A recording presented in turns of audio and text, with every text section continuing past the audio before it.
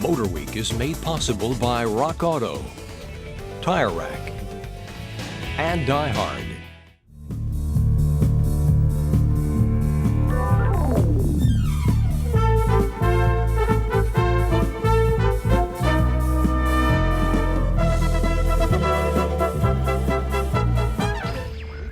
John Davis. Well, hello and welcome again to Motor Week.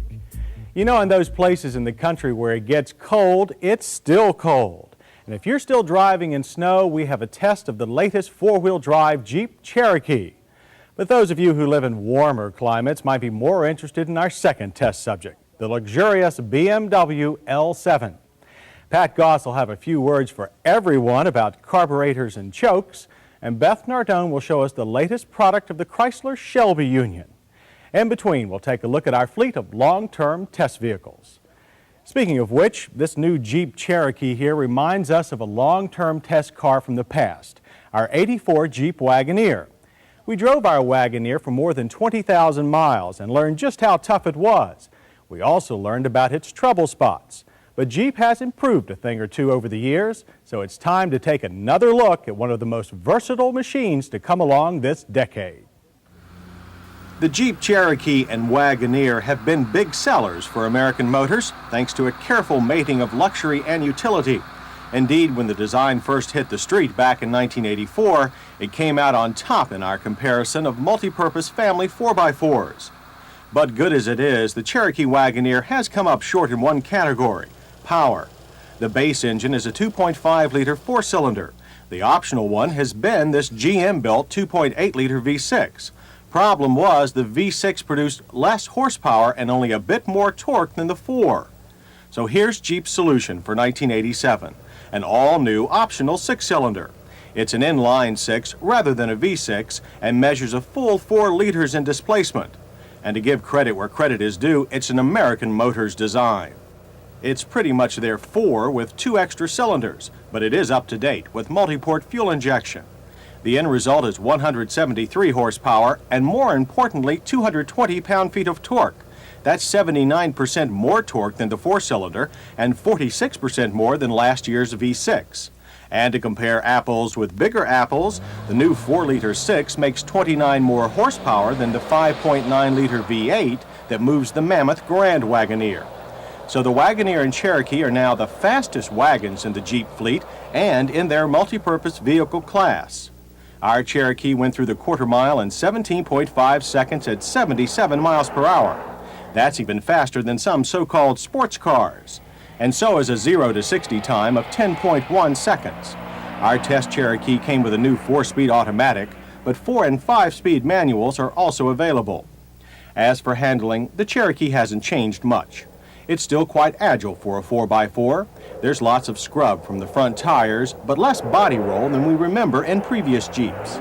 The steering is fairly quick, but doesn't transmit a whole lot of road feel back to the driver. As for the brakes, you still get a front disc rear drum combination, and stability is excellent without that top-heavy feeling you get in a lot of other 4x4s. Distances average 121 feet from 55 miles per hour, also good for its class. While most Cherokee Wagoneers will never go far off-road, it's good to know they can handle rough terrain. The optional off-road suspension package uses high-pressure gas shocks to reduce side-to-side body sway.